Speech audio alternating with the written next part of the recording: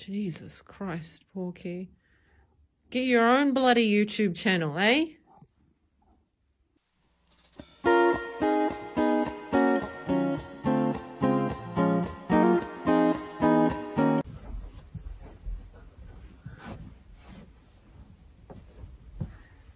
Kia ora, annyeonghaseyo. I wanted to get the boring stuff out of the way before the video started. So there's not just 30 questions that are like, what do you do for a job? Who's your crush? Okay, anyway. So I'm 29, I'm turning 30 at the end of this year in December. I'm excited because it's a round number. I consider myself a Korean New Zealander, so that makes it really hard when the Olympics are on or the FIFA World Cup. I'm just, oh, it fucking breaks my heart. Anyway, I work in the public sector. I won't get into any more than that because what I do is just so interesting and mysterious. Oh, I have a visitor, sorry. Meow. Porky, I'm doing it. God's sake. Okay, so, Porky, do you want to come into the video? I've had Porky for 4 years now. I got him from a rescue shelter. His original name was Panda. Sorry, I'm on some medication that makes me slur a little bit. I've been with my partner for 2 years now. We do intend to get married, but neither of us are in a rush because we're both lazy and we don't like organizing anything. Some people asked what kia ora meant. It means hello in Māori, which is an official language in New Zealand. And annyeonghaseyo just means hello in Korean, and it's a more respectful version than annyeong. And I guess I do annyeonghaseyo because I'm just such an incredibly respectful person.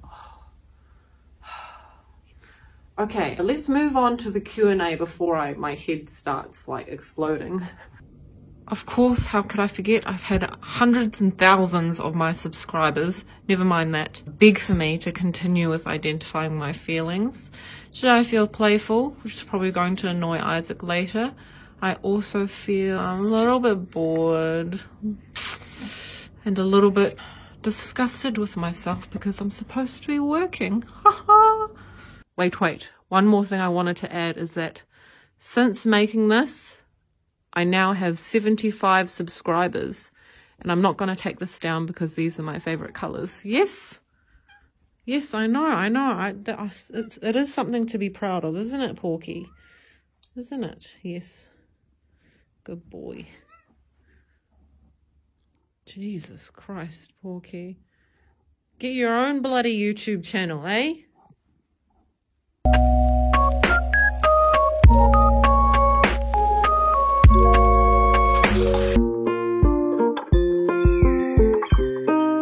So this question is from my mum. She asked, is my underlying personality still the same? And now I'm going to answer. Why is it so hard to talk as soon as it's ridiculous? It's like so weird. Mum. Mum, I'm talking to you. Yes, it has always been the same regardless of whether I've been manic or depressive.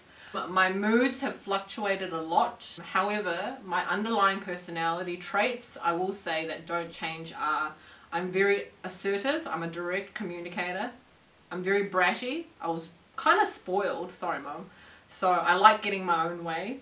I'm very cheeky, my friends tell me that I'm funny. I tend to make my friends do like the naughty option rather than the sensible option, so I'm usually like the devil on everyone's shoulder. I'm trying to be more sensible now because my life has to be a lot more regimented, and I've always hated strenuous exercising. So even when I was manic, I only ever went on a walking treadmill inside the house.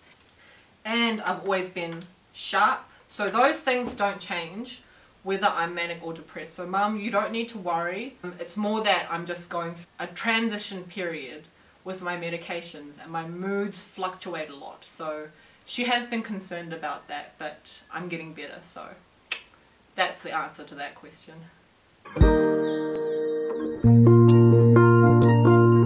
So, Sinead asked, how has the disorder affected my relationship? Well, I didn't know that I had bipolar until my first manic episode. So until that point, I just thought I was depressed some of the time. I was on antidepressants. When I'm depressed, Isaac tends to take on more of a caregiver role. Like, he's a very good listener, he will bring me food, he would be more attentive to my needs. But that should be, you know, what a partner does for someone else, regardless of whoever's depressed. When I was manic, it was a whole new beast. He turned into my power of attorney because I could not drive, I could not work, I could not socialize, I was not allowed to have my phone because I was constantly calling and messaging people, leaving weird messages. So for a month, I basically only had a very vague awareness of life in general. And I was incredibly narcissistic during this time. I had no idea that Isaac, my partner, was suffering so much. I had no idea to think that when I was like bashing like my hands against the wall, screaming in terror, I can think back now faintly and I can remember how concerned and that he was in tears about it. Or when I was shrieking in grief because I was remembering trauma. And he was comforting me, but at the time I was only ever thinking about myself. And it's only now in retrospect I really, really understand how much of a toll this must have taken on him. I'm so grateful to him. I'm doing a lot better now. We're not at 100%. Basically, the only thing now that he does for me is make my doctor's appointments. I'm basically one of those like adult children whose mum makes their appointments for them because they're too scared. I don't know. I just find it really overwhelming because I have so many medical needs. But apart from that, I would say it has basically gone back to normal, mostly. But I do look back on those times and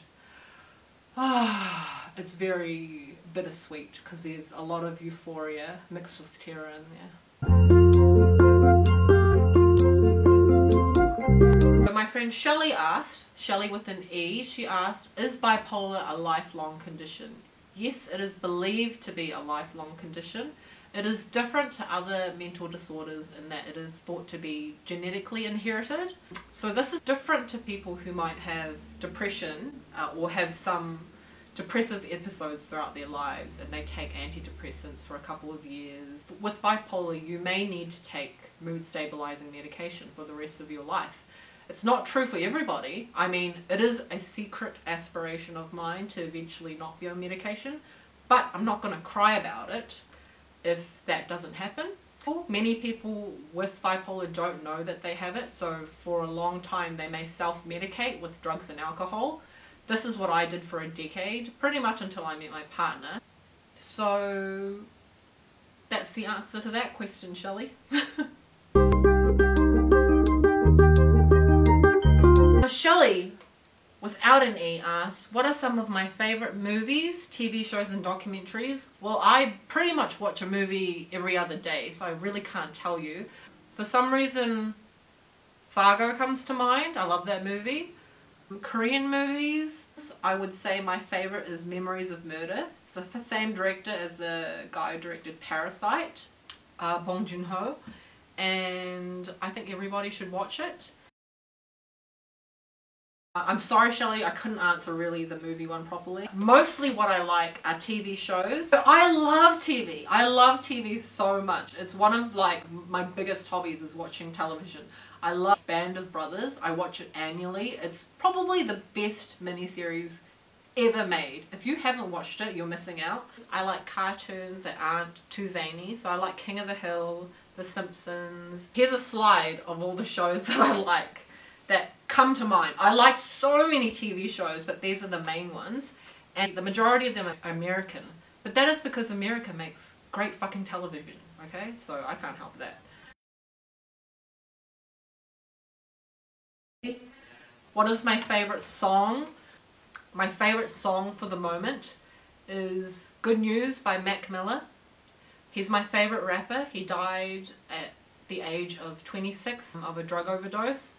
and I've always really related to his music. He raps a lot about addiction and sobriety, and he rapped about how he did not want to go the way that he did. He died of an overdose, and I just find that so tragic. So please listen to Good News. It's from his posthumous album released this year. Oh, I also like K-pop. I like Twice and ITZY.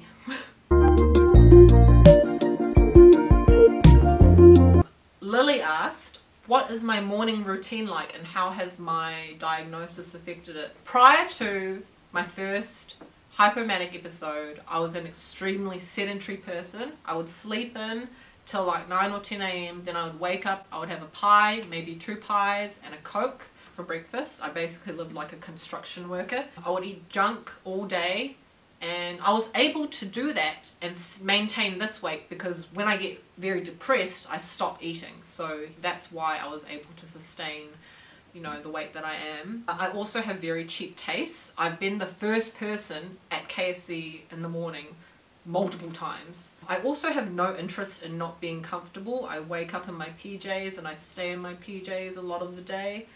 Following my hypomanic episode, I now get up a lot earlier.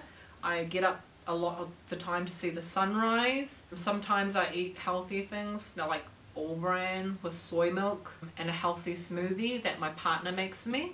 When I don't feel great, I make these weird combinations of food, which I'll show in this video clip. Here we go, breakfast of champions. All Bran, soy milk and pods.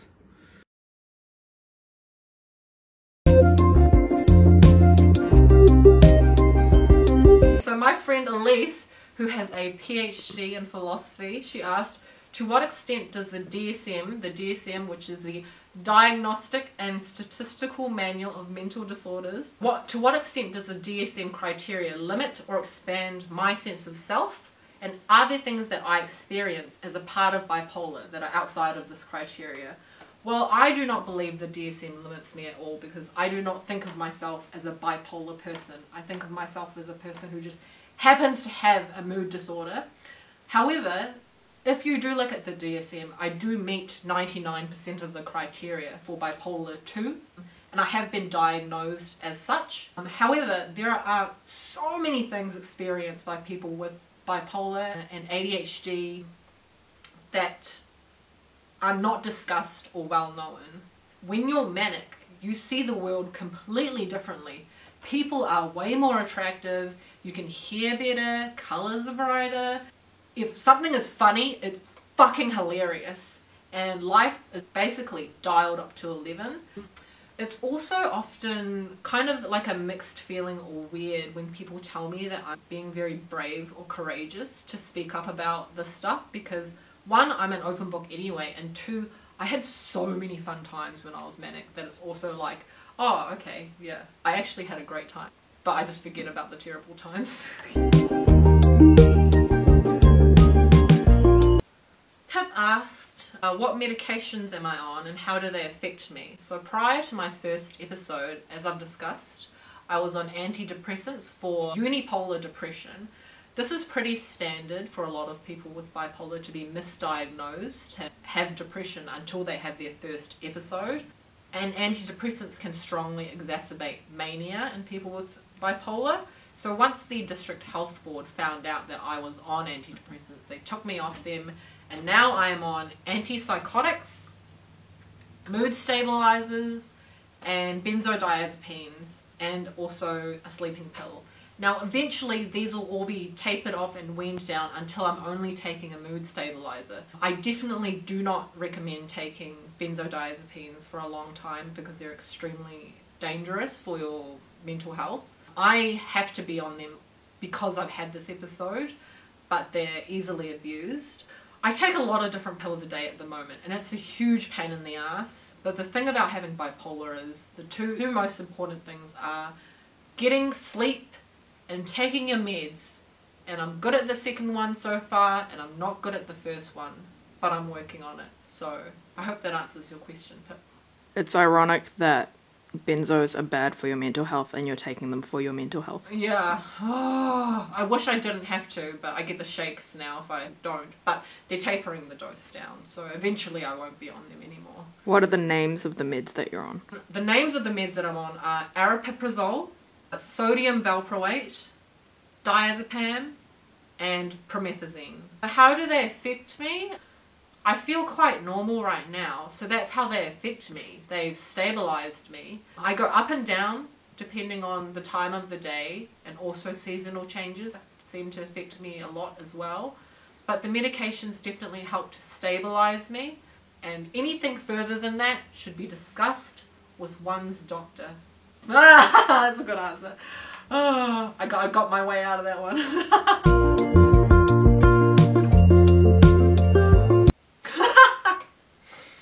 I don't know why this question made me laugh. It's not a funny question. This is from B, who's been my best friend for about a decade. She wanted to know, what do you want your friends to know about your diagnosis and how can they support me from afar? I want my friends to know that I'm the same person I've always been. They don't need to fear the condition. They don't need to worry about it for me. I have a great support system. If anything, they should watch out for is warning signs, is me being extremely energetic. That's out of the ordinary for me. So a normal amount of energy, I would say, is not alarming. And I love my friends because we're not the types that need to keep constant contact. We all like our own space. For me, it's enough to know that they're there when I need them, because they have all been there for me at one point or another when I've been in my dark points, and I hope I've been there for them as well. A ton of my friends have gone on to get married, have kids, they've got their own shit going on. So I have a loving and sensible partner who, you can be assured, looks after me. So all my friends, just let him know if you're worried about something as well. And Isaac also has his own support system, so he doesn't get burnt out. My friend Chris, who's filming this, and I were talking about when we've been the most happy in our lives. And for me, I think it's now, because I have discovered so many things about myself. I sound like Kendall Jenner. Oh, that's like a stupid joke, like lots of people won't get it. And how to keep myself grounded. So even though I've had this diagnosis, I'm very satisfied with my life right now. Oh, except when I get depressed. So it's all up and down. But right now I feel really good. I'm totally winging this, but I just wanted everyone who's watching this to let them know that I'm so incredibly grateful and thankful that you've been supporting me with this very sudden passion that I've had for YouTube. Please subscribe if you're enjoying the content. I don't know what else to say because it all in my head it all sounds way too cheesy, so I'll just stop there. Thanks guys! Oh, look at you. Okay, here we go.